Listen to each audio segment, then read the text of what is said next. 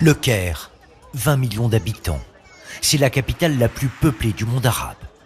Et les cliniques de fécondation in vitro s'affichent dans les rues et se multiplient.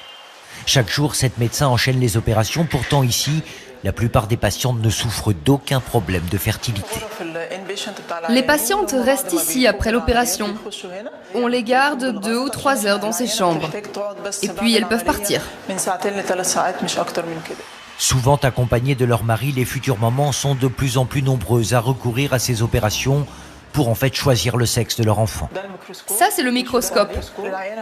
Après avoir examiné les embryons, on sélectionne les XY, c'est-à-dire mâles, pour les implanter.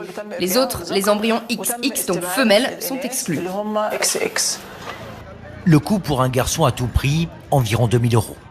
La pratique est autorisée en Égypte par manque de législation. Et ces cliniques restent très prisées de familles, souvent issues de milieux ruraux. Regarde par ici. T'as compris, Abdallah? Il joue au football. Papa de 2 filles, Ahmed a offert une fécondation in vitro à sa femme pour s'assurer que son 3e enfant serait un garçon. La naissance d'un garçon est une joie différente de celle d'une fille. On est plus heureux avec un garçon. Dans les campagnes, les gens préfèrent avoir un fils pour conserver l'héritage dans la famille. Les gens qui ont des filles, quand elles se marient, la maison devient comme une tombe. En milieu rural, la pression pour avoir un fils mène parfois à la discrimination des mères. À 28 ans, cette jeune femme vient d'accoucher de sa 4e fille. Une honte pour sa belle famille qui a refusé d'enregistrer cette naissance.